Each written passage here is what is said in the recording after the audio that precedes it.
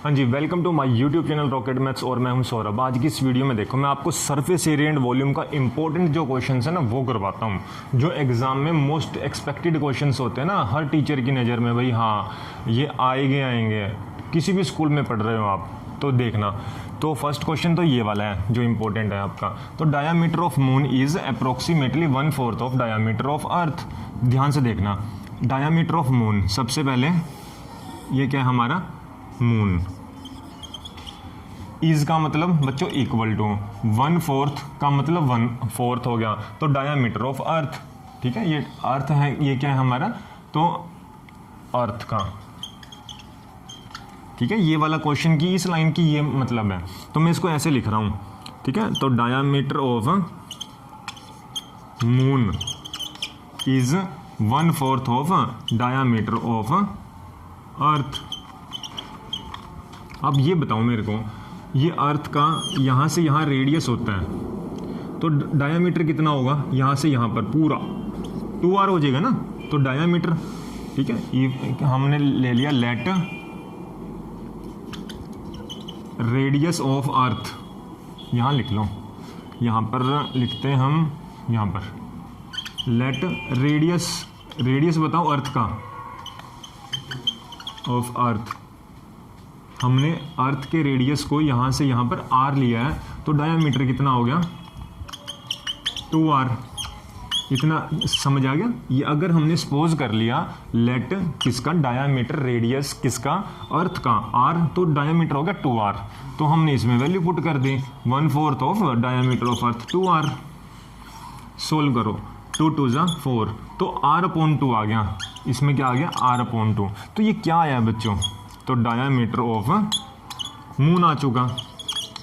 साथ साथ चल रही थी ना। अगर किसी का डायामीटर, मान के चलो मैं एक पूछ रहा हूँ आपसे, डायामीटर अगर 10 है तो रेडियस क्या होता है, डायामीटर का हाफ होता है, तो 5 हो जाएगा। तो इसमें बताओ, इसका हाफ का मतलब रेडियस कितना होगा, रेडियस ऑफ मून कितना होगा, रेडियस ऑफ मून इसका हाफ का मतलब 2 से डिवाइड कर दिया, तो r/4 हो गया। इतना क्लियर है, बिल्कुल ठीक है। अब जो क्वेश्चन पूछ रखा है अब उसके अकॉर्डिंग चलेंगे। अब क्वेश्चन में पूछ रखा है find the ratio of their surface area. Ratio का मतलब है रेशो निकालनी है किसकी, सरफेस एरिया की।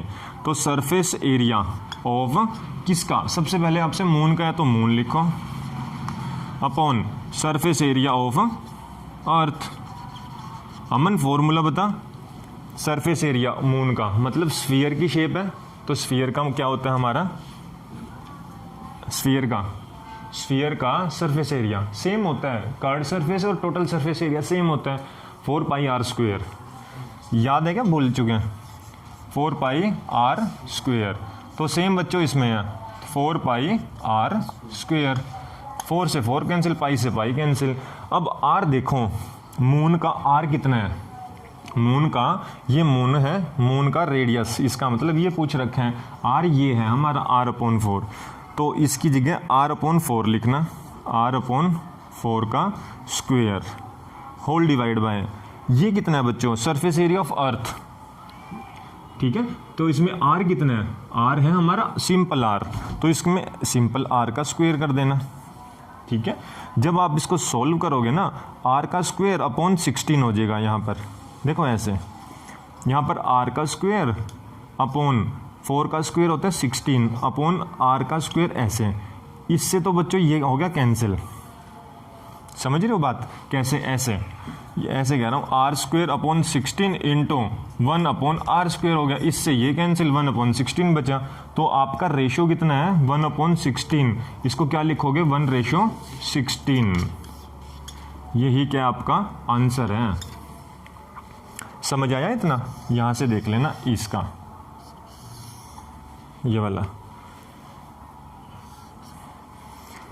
तो आपने इसमें सरफेस एरिया निकालना था, और एक क्वेश्चन ऐसा ही है उसमें वॉल्यूम फाइंड आउट करना है आपने, ठीक है। वॉल्यूम उसका भी बताता हूँ, पहले ये देखो। तो सरफेस एरिया मून, इसमें बस वॉल्यूम आप यूज़ करेंगे, सेम क्वेश्चन है। लो मैं बता ही देता हूँ आपको। अब यहाँ सरफेस एरिया की जगह क्या यूज़ हो जाएगा क्वेश्चन में, वॉल्यूम। तो उसमें क्या लगेगा, वॉल्यूम का फॉर्मूला। अब वॉल्यूम ऑफ ये बताओ आप स्फीयर क्या होता है, ठीक है। रेशो पूछ रखी है volume of moon and volume of earth.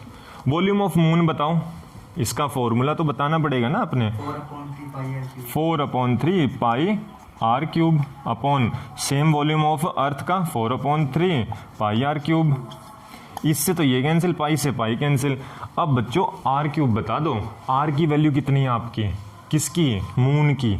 Moon है ना, मून को हमने ये लिया था, मून का आर ये है r/4, तो इसमें आर की जगह r/4 का होल क्यूब अपॉन यहाँ पर क्या आएगा, ये किसका है, अर्थ का, अर्थ का आर है हमारा आर क्यूब।